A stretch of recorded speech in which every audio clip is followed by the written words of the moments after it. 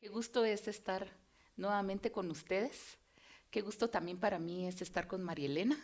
Nosotras creo que vamos a hacer un buen equipo y después me la tendré que llevar a Guatemala para que podamos hacer lo mismo por allá. ¿Cómo estás, María Elena? Muy bien, gracias.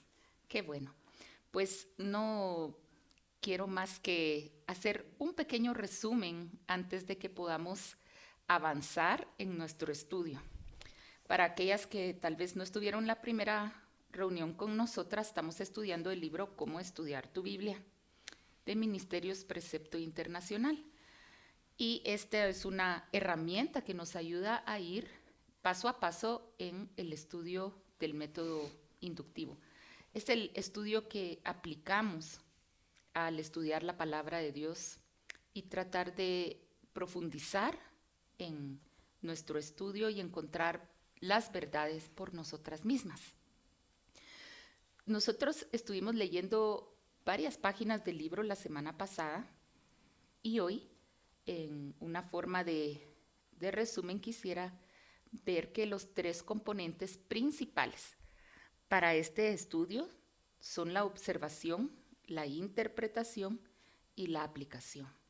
Yo quisiera que pudiéramos repasar también en qué consiste la observación. Y para esto tal vez me ayuda María Elena viendo el primer parrafito de este componente. La observación responde a la pregunta, ¿qué dice el pasaje? Es el fundamento que debes colocar si quieres interpretar con exactitud y aplicar apropiadamente la palabra de Dios. ¿Has leído alguna vez un libro, capítulo o versículo de la Biblia y 5 minutos después ya no recuerdas nada? A menudo leemos la Biblia con nuestros ojos, pero no con nuestra mente. Hay varias razones por las cuales ocurre esto. ¿Y leo estos también? Yo pienso que está bien, lo vamos a dejar aquí. Listo. Lo vimos la vez pasada, pero entonces lo principal es que dice, ¿qué dice el pasaje? Esto es lo principal. O sea, estamos leyendo y vamos a poner nuestra atención en ver realmente lo que dice ese pasaje. Lo que Dios tuvo la intención de hacernos ver a través de sus diferentes autores que fueron inspirados por él. Vamos al siguiente componente. Después de que hemos observado, entonces viene la interpretación. ¿Y nos puedes leer también? La interpretación responde a la pregunta ¿cuál es el significado del pasaje? La base para la interpretación exacta es siempre una observación cuidadosa. La interpretación es el proceso de descubrir lo que significa el pasaje, y al observar cuidadosamente la escritura, el significado se hará obvio. Sin embargo, si te apresuras a interpretar sin antes poner el vital fundamento de la observación cuidadosa, tu entendimiento estará influenciado por tus presuposiciones, lo que piensas, lo que sientes o lo que han dicho otras personas, en vez de lo que dice la palabra de Dios. Muy bien. Entonces, siempre la interpretación ha de hacerse con mucho cuidado, pero va resultando más natural cuando vamos observando, vamos viendo realmente lo que nos está diciendo el texto y va a ser más sencillo entender qué significa, qué quiere decir esto para nosotros. Y ayer estábamos viendo algunos ejemplos de mala interpretación. A veces las malas interpretaciones tienen que ver no con que estemos errados y vayamos a decir una herejía terrible, pero solo a veces con que no entendemos bien qué significa ese término o esa palabra. Por eso observar anticipadamente nos va a ayudar a esto. Muy bien, y el tercer componente es la aplicación. Veamos qué dice. La aplicación responde a las preguntas: ¿qué verdades debo creer y poner en práctica? ¿Qué cambios debo hacer en mi vida? Y generalmente esto es lo primero que deseamos saber cuando leemos la Biblia. Pero la aplicación apropiada realmente comienza con creer la palabra de Dios, lo que trae como resultado el ser y hacer. Una vez que conoces el significado de un pasaje, no solo eres responsable de ponerlo en práctica en tu propia vida, sino también rendirás cuentas a Dios si no lo haces. Por último, la meta del estudio bíblico personal es una vida transformada y una relación profunda y duradera con Jesucristo. Y esto es realmente el propósito real del estudio de la palabra. que nosotros no solo podamos entender y llegar a conocer más del Señor, más de lo que dice su palabra, y decir, vieras cómo soy ahora de lista para entender todo esto, sino que poco a poco nuestra vida, a través de lo que encontramos en la palabra, sea confrontada a la verdad que Dios está diciéndonos ahí. No sé si quieres añadir algo acerca de la importancia de la aplicación. Bueno, igual la idea no es adquirir más conocimiento, ¿no? O bueno, el conocimiento que lleve a ponerlo en práctica. Exactamente. Entonces, por esto este componente es también tan crucial. Por eso vamos a esforzarnos en observar y vamos a tratar de llegar a la interpretación correcta para poder aplicarlo a nuestras vidas primeramente. Y si somos maestras de escuela dominical o tenemos a nuestro cargo un grupo de damas, queremos hacerlo también, porque la meta de todo esto no es solo para nosotros, sino para pasar estas verdades a otras personas y hacer discípulos, que es lo que el Señor nos dijo claramente antes de irse. Hagan discípulos y enseñen estas cosas. Así que estos son los 3 componentes principales del método inductivo. Y cuando pasamos a la página 15 de nuestro libro, nos da también los 4 pasos del proceso inductivo.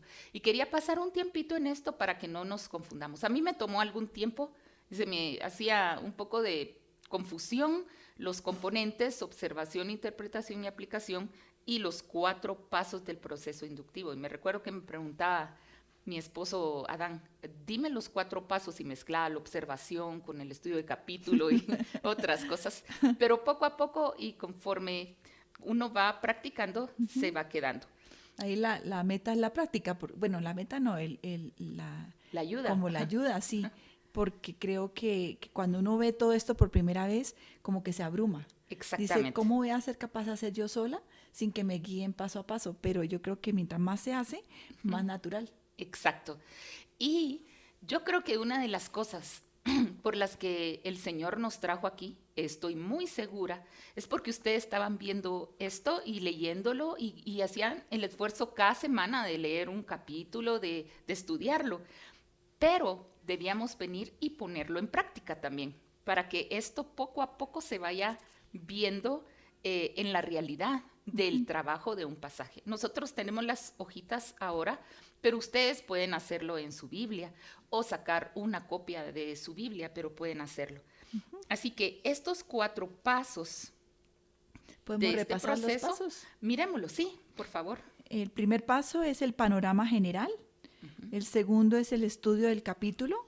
El tercero es el estudio de palabras y el cuarto son las referencias cruzadas. Muy bien. El panorama general y el estudio de capítulo prácticamente tienen componentes, o sea, tienen pasos muy parecidos. Pero el panorama general, les dijimos la semana pasada, tiene que ver con tomar el libro o la carta y leerlo por completo. Y se acuerdan que habíamos visto cosas como que vamos a orar, vamos a considerar leerlo objetivamente, o sea, no lo que creemos que dice, sino realmente vamos a ver lo que dice el texto. Vamos a considerar este libro o esta carta en un contexto de toda la Biblia y de todos los capítulos en su libro, en su contexto. Esto es parte de lo que nos ayuda. El panorama general, entonces, es un paso importante en observación porque nos da, ¿te acuerdas la ilustración que usamos? Si la quisieras explicar, Del rompecabezas, comenzando con las 4 puntas y después llenando el margen. Y también me gusta el ejemplo de mirar, o sea, si vamos a comprar un terreno y mirarlo desde un avión, como un pájaro. Y creo que eso también le ayuda a uno a entender, porque no estás viendo muchos detalles, pero estás viendo todo como un cuadro, como un margen así general. Muy bien, es como un todo. Estás tratando de ver cómo casa todo eso en un contexto y te va a ayudar a descubrir partes importantes como el contexto de la carta, lo que más sobresale, las personas, los eventos. Así que entonces tenemos esta parte muy importante que es el panorama general. Y entonces a partir de la página 19, entonces nos está hablando de esto. Aquí en la página 22 tenemos el ejemplo del rompecabezas. Y entonces en el capítulo 2, página 27, está el panorama general. Y entonces en esto estuvimos tomándonos algún tiempo la semana pasada en ver, en la página 29 dice, comienza en oración, lee varias veces el libro, identifica el tipo de literatura. Por ejemplo, en la tarea que dejamos vimos 2 Timoteo. Y entonces llegamos a la conclusión que era, ¿qué clase? Una carta. Una carta. ¿Y qué clase de carta es? O digámoslo en otras palabras, ¿quién le escribe a quién en esta carta? Pablo le escribe a Timoteo. Muy Entonces, bien, muy bien. Entonces, sí. Es un autor y un destinatario. Muy bien. A veces hay cartas que se escriben a las iglesias. Y María Elena ayer en otro estudio que tuvimos, nos está dando ejemplo de algunas cartas que se escriben a iglesias, ¿como cuáles? Como Romanos, como Filipenses. Muy bien.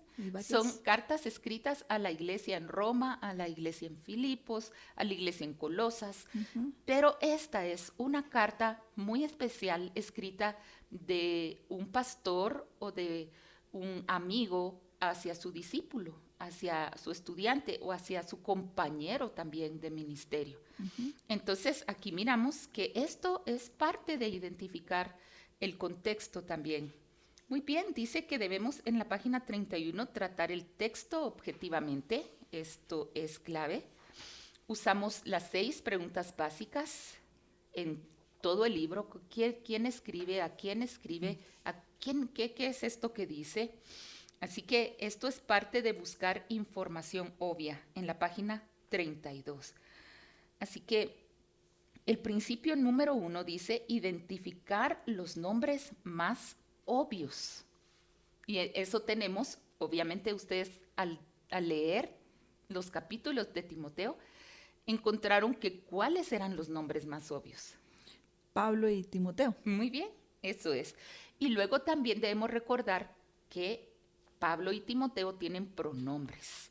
Y estos pronombres también son necesarios recordarlos. Y vamos a recordar de nuestros tiempos de la escuela, donde nos enseñaron que los pronombres personales eran yo, tú, él. Entonces, el que escribe generalmente va a tener pronombres como yo. Y también algunos posesivos como mis o me. Y el de segunda persona, tú, que sería Timoteo, es a ti o te. Entonces, estas partes también. Hay algunas veces que algunos verbos también tienen incluido el posesivo. Sí, el pronombre. Muy bien, por ejemplo, Acordarme. Doy gracias a Dios. Entonces, preguntamos, ¿quién da gracias a Dios? Y por la lectura vamos a ver si se trata de Pablo o si se trata de Timoteo. Pero estas son algunas cosas que nosotros podemos ver. Luego dice en la página 33, en el paso 1, lee el texto y marca de manera resaltada cada intención del autor o los destinatarios. Nosotros hemos tratado de uniformar ahorita más o menos a Pablo con un color azul y generalmente usamos un círculo, circulamos a Pablo o sus pronombres en color azul. Ustedes si lo hicieron en otro color, está bien. La cosa es que resalte el autor. Y luego el destinatario tratamos de usar un color que lo contraste mucho para que cuando después lo leamos podamos ver las diferencias. En este caso nosotros usamos a Timoteo y sus pronombres con color anaranjado y usamos otra forma geométrica como un rectángulo. Pero si ustedes quieren circularlo, está igual. Lo más importante que las formas son los colores. Esto nos ayuda. Y algunos dirán, ¿pero por qué colores? Parecemos niños de primaria.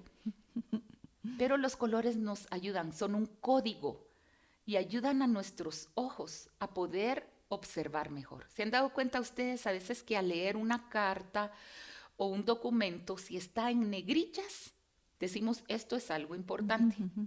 o si está en cursivas. Decimos, ¿qué es lo que nos llama la atención? Decimos, ¿qué querrá? ¿Por qué estará puesto esto en cursivas? Entonces, esto es lo que nosotros miramos. Hay algunos símbolos también que ayudan, están en la página 34. No los vamos a ver exactamente ahorita, pero, por ejemplo, hay símbolos muy especiales. Por ejemplo, Dios se pone con un triángulo. Generalmente nos ayuda a pensar en Dios como en una trinidad.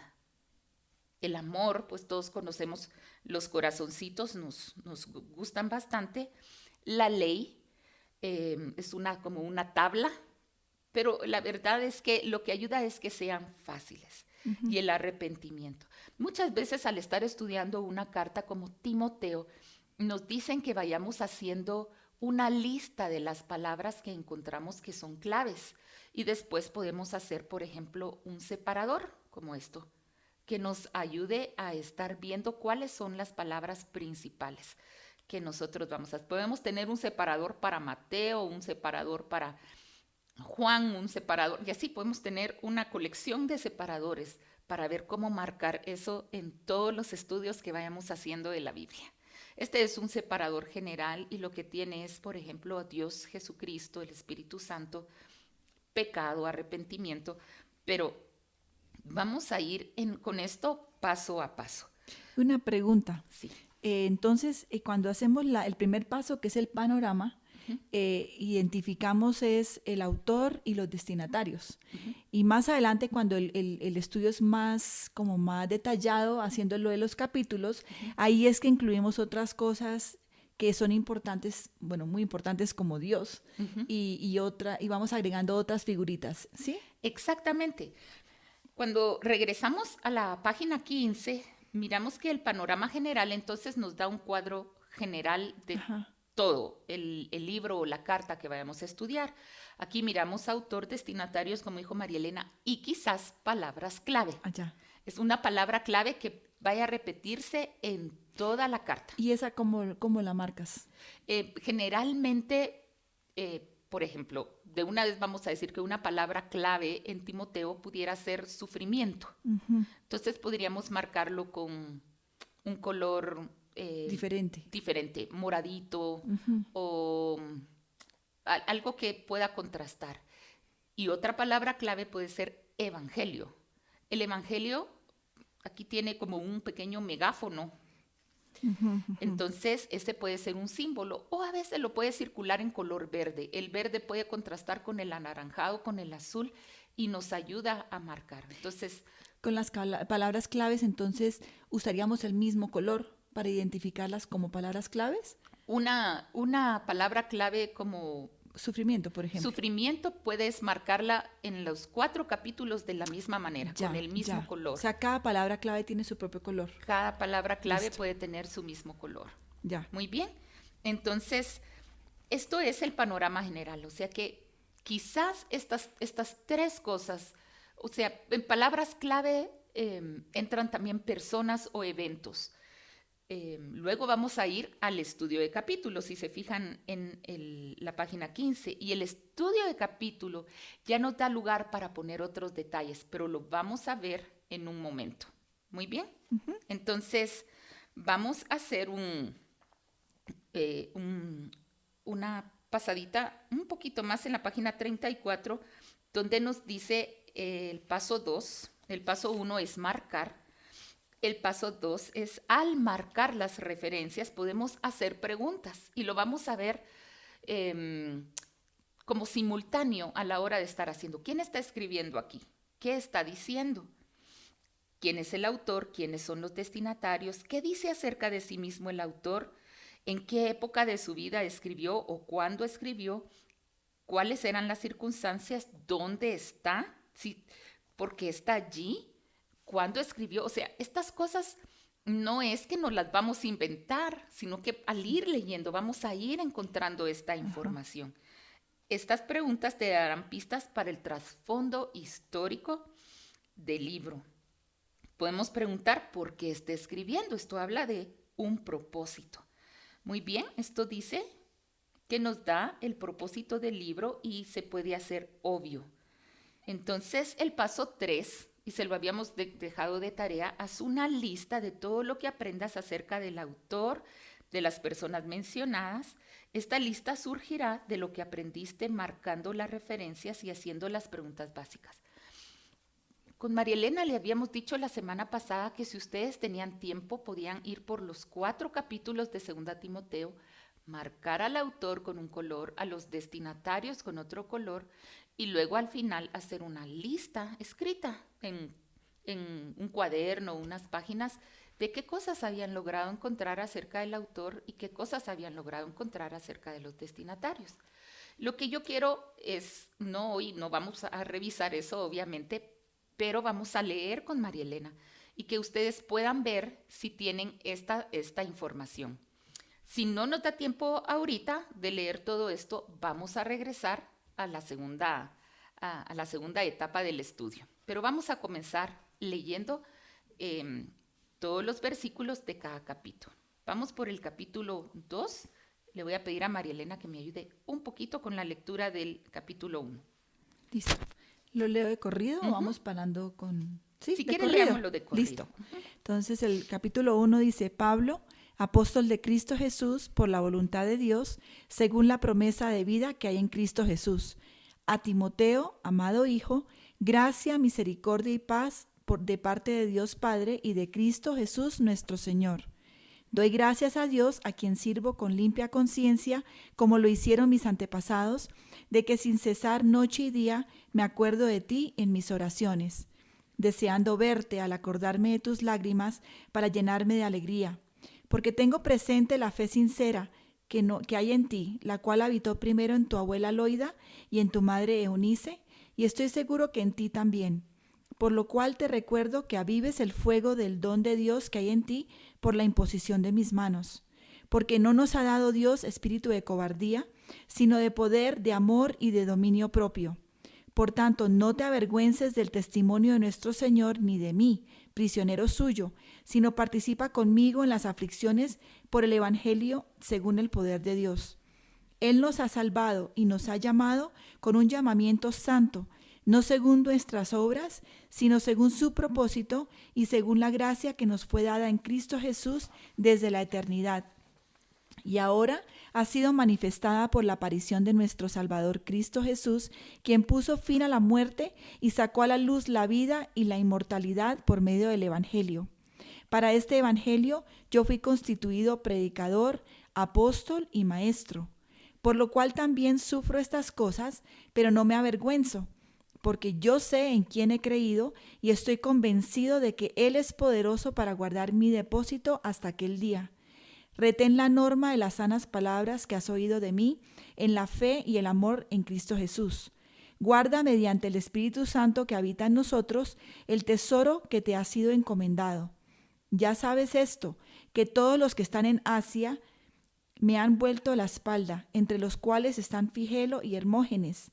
Conceda al Señor misericordia a la casa de Onesíforo, porque muchas veces me dio consuelo y no se avergonzó de mis cadenas. Antes bien, cuando estuve en Roma, me buscó con afán y me halló. El Señor le conceda que haya misericordia al Señor en aquel día.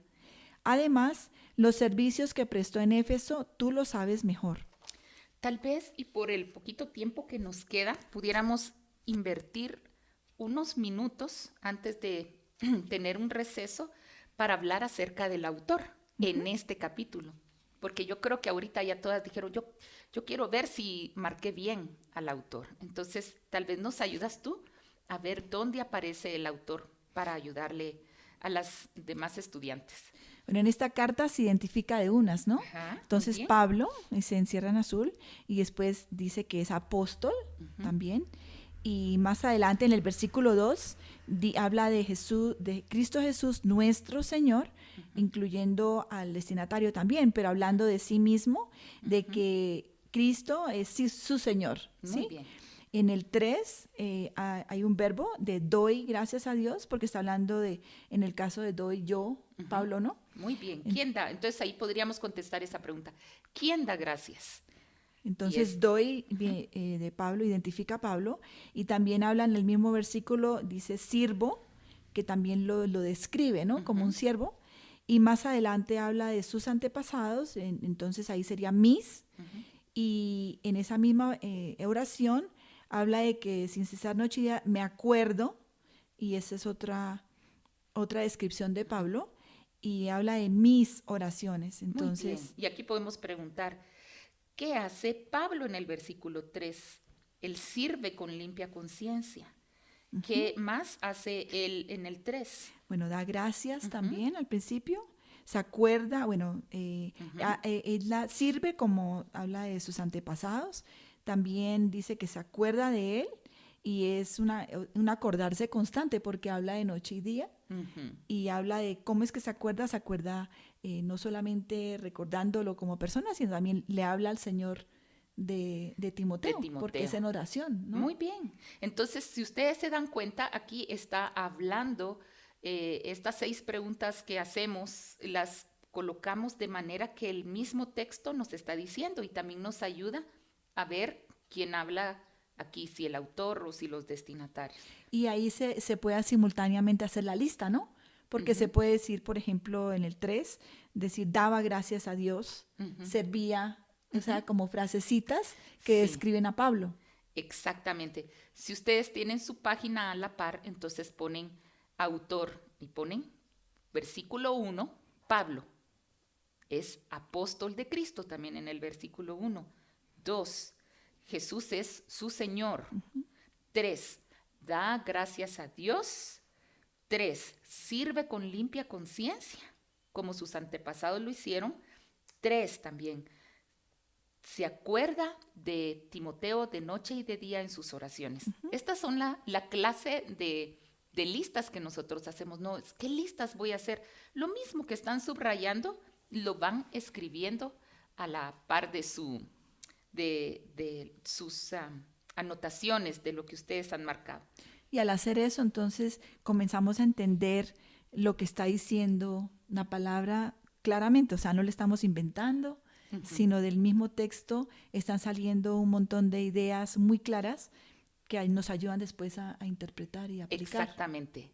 Y entonces estamos observando con más cuidado. Sigamos un poquito más adelante, que ya nos están diciendo que nos falta poquito tiempo, pero vamos a ver un par de versículos más. En el 4 habla de deseando, y pues verte sería el destinatario, porque ya le afectas a él, ¿no? Entonces, deseando, al acordarme, tengo yo, pues puse esos verbos porque como que me resaltan del pasaje, y al último de esa frase, llenarme, hablando de Pablo. En el 5 veo tengo presente, entonces tengo, y más adelante en esa oración habla de su abuela y su mamá, pero eso tiene que ver con Timoteo. Entonces dice Pablo, estoy seguro, entonces ahí coloqué estoy también. Muy bien. Y en el 6... Esta me faltó a mí, entonces la voy a colocar porque María Elena tuvo más cuidado en observar. Estoy seguro. Muy bien. Entonces lo marco aquí. Muy bien. En el 6 coloqué por lo cual recuerdo, habla de Pablo, y después habla de mis manos, las de Pablo. Muy bien. Encerré esos dos. En el 7 encerré nos, y ese también va a tener que ver con Timoteo, porque lo incluye, ¿no? Eso es muy cierto, tanto a Pablo como a Timoteo. Y quería también recordar un poquito esa parte que cuando se usa la palabra para los dos, para el autor y el destinatario, tú me decías que se colocan los dos simbolitos de los dos colores, el circulito y el rectángulo, uno encima del otro. Esto nos ayuda a ver que al ver el círculo azulito, que se trata de Pablo, pero cuando vemos que también tiene el rectángulo o el otro color anaranjado, pues se trata de los dos. Entonces es muy especial porque miramos que ahí se une tanto los destinatarios y el autor. Pero entonces, si no lo habían hecho, ustedes pueden continuar haciéndolo durante el receso. Vamos a regresar en un momento y vamos a continuar con nuestro ejercicio, porque como dice María Elena, es bastante alegre poder hacer estas cosas. Entonces vamos a regresar en unos minutos con ustedes y vamos a continuar. Sigan trabajando y si pueden de una vez, hagan sus listas. Muy bien, y estamos de regreso. y hemos estado viendo algunas maneras en que marcamos al autor y a los destinatarios, porque son personas que sobresalen en el panorama general que estamos haciendo al estudiar todas las cartas, cada carta o cada libro. Su tarea era poder hacer esto en los 4 capítulos y nosotros estamos dando una pequeña ayuda de cómo ir a través de cada capítulo. María Elena nos había leído acerca de el autor en los primeros 5 versículos, 6, donde habla de que él puso sus manos en Timoteo y que le está pidiendo a él que avive el fuego del don de Dios que hay en él por la imposición de las manos de Pablo. Muy bien, en el 7 estábamos viendo que no nos ha dado Dios espíritu de cobardía, hablando tanto de Pablo como de Timoteo, así que podemos marcar los dos. En el 8 dice, por tanto, no te avergüences del testimonio de nuestro Señor, que sería tanto de Pablo como de Timoteo, ni de mí. ¿Quién es este mí en este pasaje? Este mí es el autor, es Pablo, prisionero suyo. Entonces, ¿cómo está describiendo entonces Pablo a él mismo en este versículo? Como prisionero de Dios. Y dice, si no participa conmigo de las aflicciones por el Evangelio. Participa conmigo es con Pablo y se lo está diciendo a Timoteo. ¿Y por qué están sufriendo? ¿Por qué hay aflicciones según este versículo? Es por el Evangelio. Entonces vamos a darnos cuenta aquí que Evangelio también es una palabra clave. Va a ser una palabra clave no solo en este capítulo, sino en toda la carta de Timoteo. Muy bien, no hay algo muy particular en el versículo 9 acerca de ellos, o en el versículo 10, pero en el 11 sí nos dice, para este evangelio otra vez, yo fui constituido predicador, apóstol y maestro. Entonces, ¿qué está diciendo de sí mismo el autor de Timoteo? ¿Qué nos está diciendo de él, Marilena? Primero que él fue constituido como, como predicador, como apóstol y como maestro. Entonces, muy bien. Entonces, imagínense, al hacer la lista, podemos poner versículo 11, el autor fue constituido predicador, apóstol y maestro. Y aquí estamos nosotros sabiendo cosas importantes acerca de Pablo. Es predicador, apóstol y maestro. También en el 12 dice, no me avergüenzo. Entonces el autor no se avergüenza, porque yo sé en quién he creído y estoy convencido que Él es poderoso para guardar mi depósito hasta aquel día. Y esto también es muy importante. Entonces ahí se pueden encerrar, por ejemplo, sufro, yo, donde dice, porque yo sé, entonces yo sé en quién he creído, estoy convencido, de esas partecitas se encerrarían en azul. Exactamente. Sufro, no me avergüenzo, yo sé, he creído, estoy convencido. Y mi depósito tiene que ver, son cosas muy precisas acerca de él. En el 13, hablando de Timoteo, le dice, retén la norma de las sanas palabras que has oído de mí. Y este también lo encerramos en el círculo porque tiene que ver con Pablo. Guarda mediante el Espíritu Santo que habita en nosotros, diría el 14, tiene que ver con los dos, el tesoro que te ha sido encomendado. Y luego en el 15, él va a pasar a hablar de una tristeza que él tiene acerca de que está solo, que lo han abandonado. Ya sabes esto, dice que todos los que están en Asia Menor me han vuelto la espalda. ¿A quién le han vuelto la espalda? A Pablo. A Pablo. Entonces ponemos me han vuelto la espalda, entre los cuales sí menciona uno. 16. Concede el Señor misericordia a la casa de Onesíforo, que a diferencia de aquellos otros, muchas veces me dio consuelo, y ese me es él, y no se avergonzó de mis cadenas. Entonces, ¿dónde podríamos decir que está Pablo? Según esto que él habla de que de sus cadenas. En la cárcel. Muy bien. Entonces, esto es una pregunta que se puede contestar con el mismo texto. ¿Dónde está él? ¿Cuándo escribió esto entonces? Estando en prisión. Estaba en prisión. Y en el 17 es interesante porque identifica dónde está en prisión. Muy bien. Ajá. Eso está muy bien. ¿Dónde estaba? En Roma. Muy bien. Antes bien, cuando estuvo en Roma, me buscó a mí y me halló. Muy bien, o sea, miramos que Onesíforo no dijo, ¿no han oído de Pablo? No. Ah, bueno, sino que él diligentemente lo encontró. Muy bien, esto es para que miremos algunas cosas de Pablo.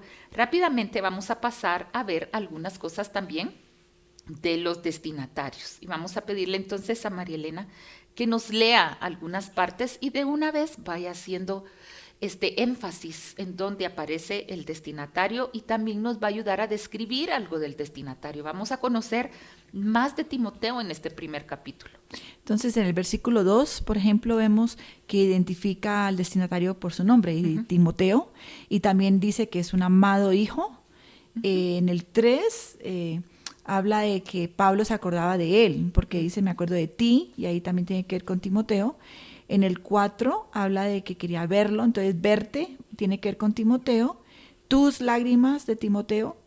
Y en el 5 vemos hablando de la fe de Timoteo y ti lo tiene que ver con él, tu abuela, tu madre, en ti, todos esos pueden estar encerrados. ¿Y qué nos puede decir acerca de él, de su fe de Timoteo? ¿Cómo es la fe de Timoteo? Que era una fe sincera. Muy bien. ¿Dónde estuvo antes esa fe? En su abuela y en su mamá. Muy bien. Y está él seguro de que en él también existe esa misma fe. Muy bien. Entonces, estos son algunas preguntas que también se pueden contestar. ¿Qué tiene Timoteo? Es una fe sincera. O tiene fe. ¿Y cómo es esa fe? Es sincera. ¿Quién la tuvo antes? ¿De dónde la obtuvo él? Entonces, estas son cosas que nos ayuda a ver. Es un cristiano de tercera generación, diríamos. Muy bien, sigamos. ¿Qué más? En el 6 vemos que recuerdo es de Pablo, pero tiene que ver con Timoteo. Avives también. Después en ti, donde habla del fuego, del don de Dios que hay en ti, por la imposición de mis manos. Muy bien, entonces podríamos decir, ¿qué tiene Timoteo? Tiene un don de Dios. ¿Cómo llegó a él? Por la imposición de las manos de Pablo. Muy bien. Es de Dios, obviamente, proviene de Dios, pero Pablo oró por él y tiene un don que necesita hacer Timoteo, avivarlo. Muy bien. Y en el 7 dice, porque no, si ese incluye al autor también, no solo Timoteo. Y en el 8 vemos que Pablo le dice, no te avergüences, hablando de Timoteo, y otra vez menciona a nuestro Señor, que tiene que ver con los dos.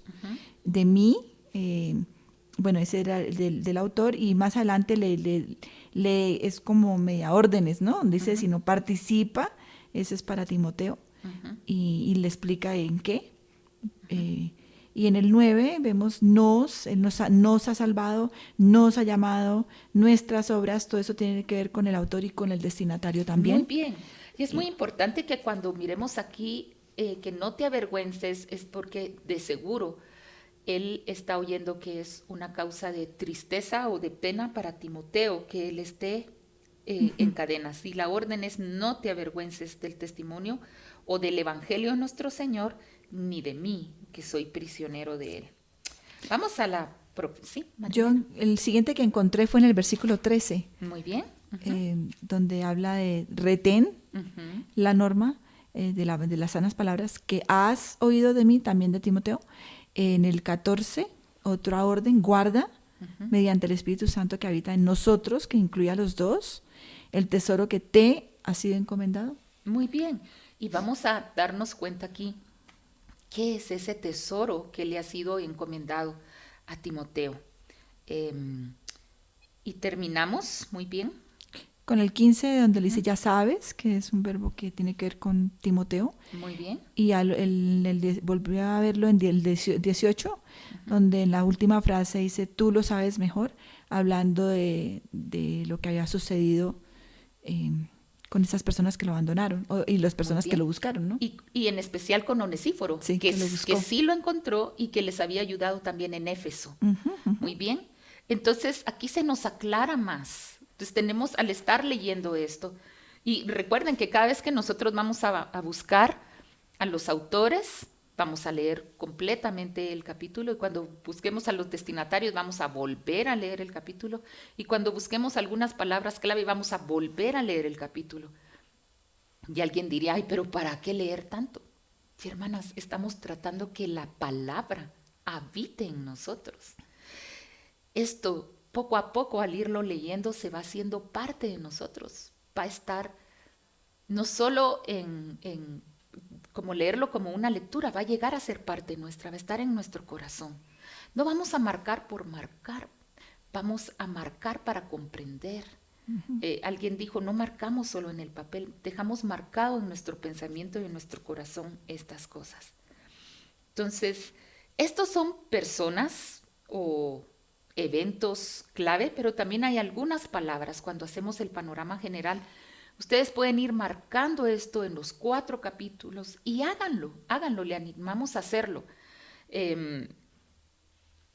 Tengan a la mano su otra página ahí en blanco y al igual que están marcando al autor, marquen al destinatario. Entonces ponen. Otra preguntita. Sí. Por ejemplo, vemos Evangelio, claro, ¿no? Pero si hay, por ejemplo, hablando de las aflicciones o sufrimiento, ¿se puede marcar con el mismo color palabras que son sinónimas? Por ejemplo, lágrimas, inclusive cadenas, no sé, algo que tenga que ver, que describe el sufrimiento, ya sea del autor o de los destinatarios. Exactamente. Vamos a hacer un pequeño ejercicio. Antes voy a terminar con los destinatarios.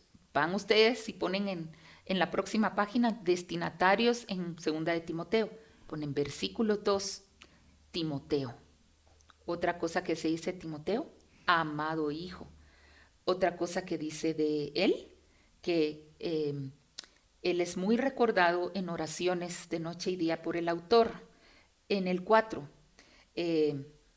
desea verlo el autor, ha llorado, dice, porque se recuerda de tus lágrimas, y tiene una fe sincera que primero estuvo en su abuela Loida y también en su madre Eunice. Tiene una fe sincera. Esto es el versículo 5, ¿entienden? Entonces solo vamos poniendo lo que dicen los versículos y que hemos marcado.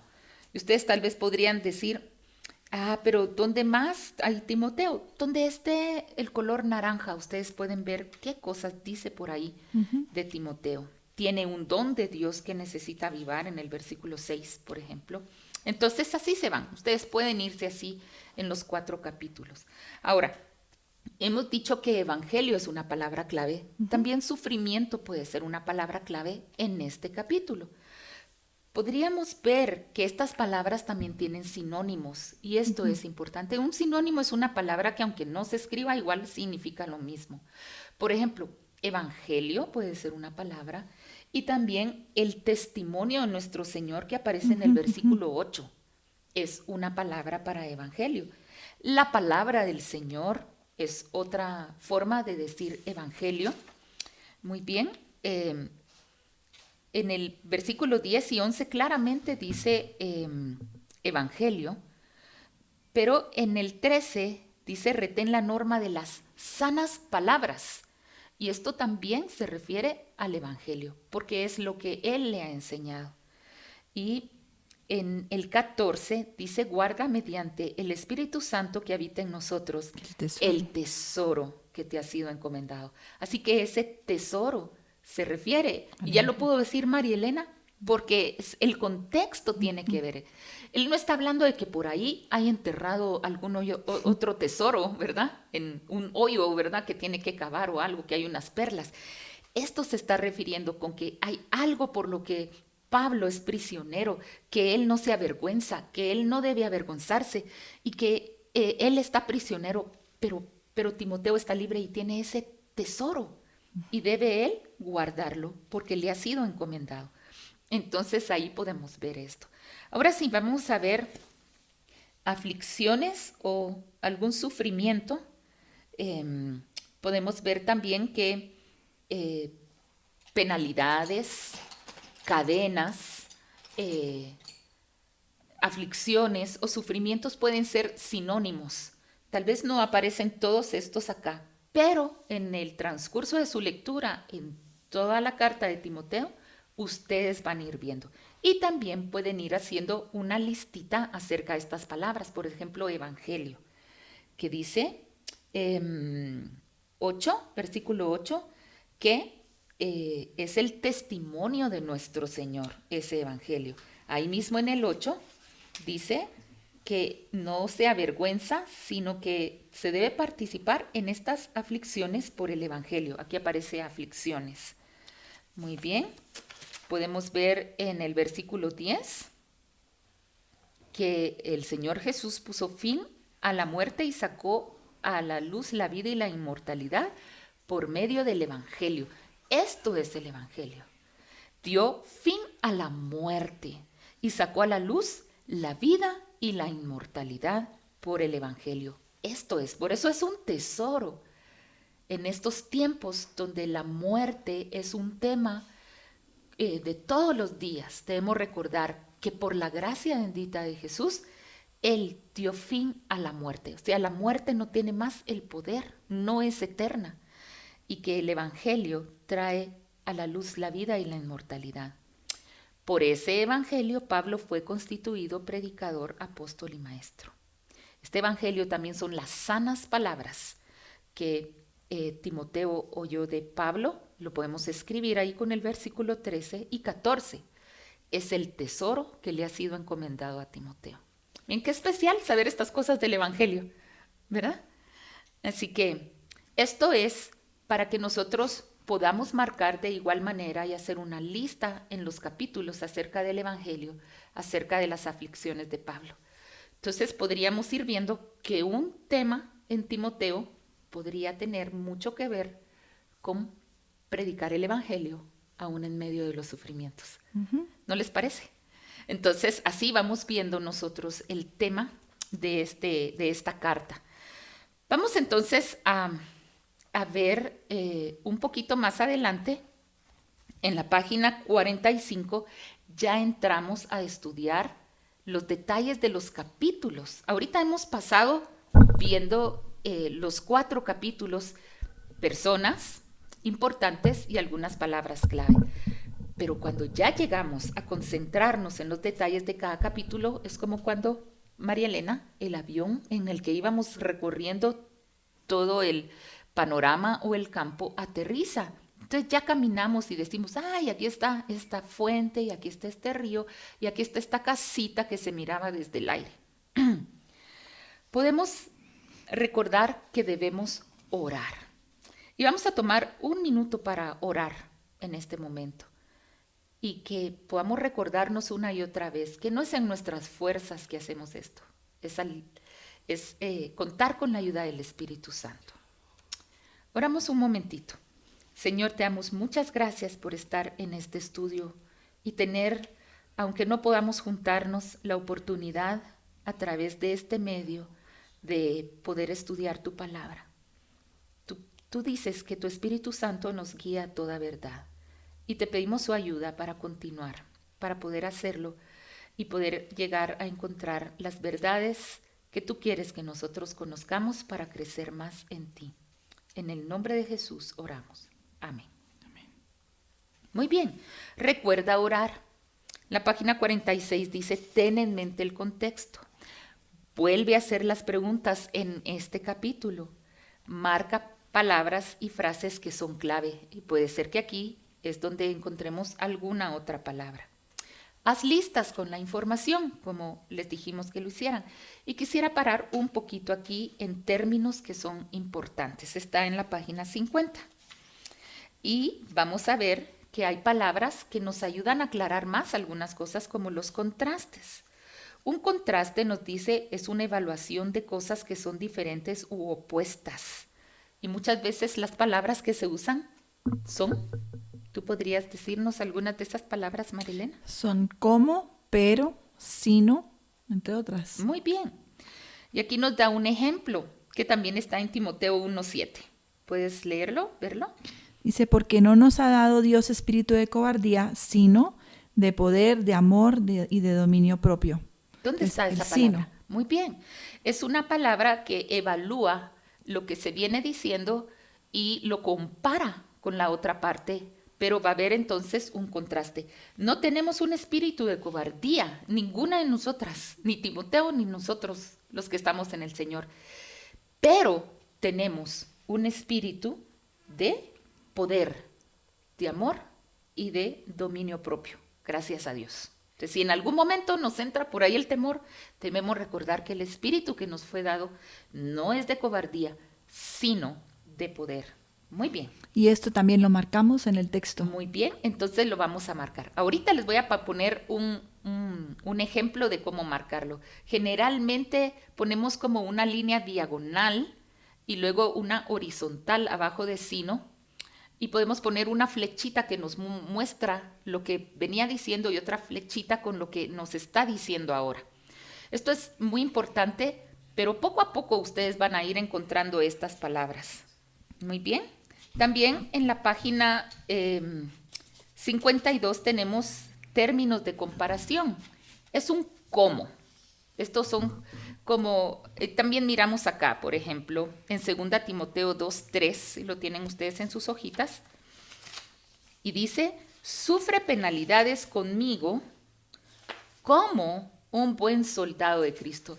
No es que sean soldados, pero las penalidades que se sufren, que es una palabra clave, las pueden sufrir como las sufre un buen soldado de Cristo Jesús. También tenemos expresiones de tiempo, y esto lo podemos marcar con un relojito. Las expresiones de tiempo pueden ser días exactos, como la fiesta de la Pascua. Y pues aquí en el 3, ¿ese funciona? ¿Noche y día? Noche y día son expresiones de tiempo. Él ora por Timoteo o se acuerda de él de noche y de día. Este no es un contraste de noche y día, esto es tiempo, noche y día. Muy bien. Vamos a poner nuestra página acá para que ustedes puedan ver. Este no es Timoteo, es otra página que se ha... otro pasaje que se ha marcado, pero es más o menos para que ustedes puedan ver cómo queda esto después de un tiempo de estar trabajando. Cómo marcar el texto. ¿Lo ven ustedes ahí? ¿Ya lo tienen? Muy bien. Entonces, miramos nosotros, tenemos acá, este es el capítulo 5 de Pedro. Y ustedes pueden ver acá que está marcado también a Dios, a Jesucristo o al Espíritu Santo. Esto ya lo marcamos en un estudio de capítulo. Estas personas ya son claves y ya vamos a los detalles y marcando Dios, a Jesucristo, el Espíritu Santo, nosotros también podemos darnos cuenta acerca de la Trinidad en acción en cada uno de estos pasajes. Vamos a repasar. ¿Marcas las diferentes personas de la Trinidad diferente? Generalmente usamos el triángulo para Dios, como lo habíamos dicho. Jesucristo generalmente le ponemos una crucita encima a la palabra Jesucristo, y el Espíritu Santo pudiéramos poner una nubecita. Yo generalmente le pongo una nubecita de un tono naranja más suavecito que el de los destinatarios. Y entonces ya me voy con estos en el estudio de cada capítulo. Muy bien. ¿Las descripciones de cada persona en la Trinidad también se marcan con lo mismo? Por ejemplo, si está diciendo Jesús, el Salvador, ¿Salvador también se colocaría la crucecita? Sí. Y por ejemplo, si dice, Él nos salvó, ese Él también, que es un pronombre que va con Él. Ya. O Dios que dijera, nos escogió. Entonces, ese escogió, que es una obra del Padre, lo podemos poner como con un triangulito. Y así entonces al mirar uno la hoja, brinca las diferentes personas de la Trinidad. Tal vez más adelante, si todavía estamos aquí, podríamos seguir haciendo un estudio de capítulo en sí, en un capítulo particular del texto. Quisiera que ustedes tuvieran esto ya lo vimos, empieza con oración, a las 6 preguntas básicas, 3 marca palabras y frases que son clave. Muy bien, elabora listas. Esto también, elaborar listas también podemos hacer con cada persona de la Trinidad. Ujú. Todo lo que nos dice de Dios. Y donde miremos el triángulo que hemos hecho de Dios, vamos a hacer listas de Dios, de Jesucristo o del Espíritu Santo. Podemos buscar contrastes y comparaciones, que es lo que ya estábamos viendo, como no nos ha dado Dios un espíritu de cobardía, sino de poder, de amor y de dominio propio. Nota expresiones de tiempo, y como lo estaba diciendo María Elena, de noche y de día. También a veces puede ser un tiempo muy clave, como la Pascua en los evangelios. A veces es cuando llegó la noche, ese cuándo y la noche, o cuando marca una sucesión de eventos. Entonces, esos también son unas frases de tiempo. Y nos dice, identifica algunos temas de los capítulos. No llegamos a hacer esto, pero ya en el estudio del capítulo podemos ver, según nosotros hemos estado marcando, cuál es el énfasis de ese capítulo en particular. Y nos ayudan las palabras claves ahí. Nos van ayudando las palabras clave. Si en esto pudiera ser, no te avergüences del Evangelio, sino sufre penalidades conmigo, como decía en Timoteo, pudiera ser un capítulo que puede ser titulado No avergonzarse del Evangelio y sufrir las penalidades por el Evangelio. Eso pudiera ser algo. Pero las palabras clave siempre van a ayudar a identificar el tema del capítulo que estamos estudiando. Siempre, siempre. Entonces, aquí tenemos esta hojita marcada y ustedes pueden ver cómo se va viendo su estudio, muchas veces a la derecha podemos hacer las mismas listas. O si ustedes tal vez empiezan a hacer una lista en una página aparte, tal vez después, ya muy depurada, puedan poner las cosas más importantes al margen de su Biblia. Esto es importante. Aquí miramos entonces en esto, tenemos en el cuadrito de arriba, dicen las epístolas, marca toda referencia al autor de un color y toda referencia a los destinatarios de otro color. Miren qué bonito, esto es lo que nosotros estuvimos haciendo. Haz listas sencillas, marca palabras a la izquierda en fucsia, ¿cómo dicen ustedes? Fucsia. Marca palabras clave y sus sinónimos, así como también Dios, Cristo. En este caso aparece mucho el diablo y es un personaje que no nos gusta y está marcado con un tridente, lo pueden ver como adversario, como diablo. Resístanlo al diablo, ¿verdad? Este es el pasaje 5 de que el diablo anda como león rugiente buscando a quien devorar. Muy bien, también aquí ya no alcanzo a mirar, pero dice, subraya con una doble línea verde los lugares geográficos. Esto es algo que también se hace al estar viendo los detalles de un capítulo. En Timoteo tenemos a Roma, también tenemos a Éfeso, que él menciona que habían estado allí en Éfeso. Entonces, estos se pueden marcar con una doble linecita. Si hay expresiones de tiempo. Asia también. Muy bien, en el versículo... En el 15 está 15, 2 veces. Muy bien, eso lo tenemos. Aquí dice en el 13 la que está en Babilonia, esto es Pedro, ¿verdad? Entonces ahí lo marcó. Y haz listas también de temas que son parte de las palabras clave. En nuestro caso de Timoteo sería evangelio o sufrimiento. Entonces aquí estamos llegando al final de la observación. Yo sé que ustedes se han quedado viendo la interpretación y algunos principios. Si tenemos tiempo, entonces lo veríamos, pero no vamos a pasar a la interpretación sin haber estudiado y observado a fondo el capítulo. Entonces, vamos a dejarlo por aquí. Continúen ustedes con esta buena labor que están haciendo. Dios les bendiga. Dios te bendiga, María Elena. Gracias por tu ayuda. Gracias. Y por compartir con nosotros.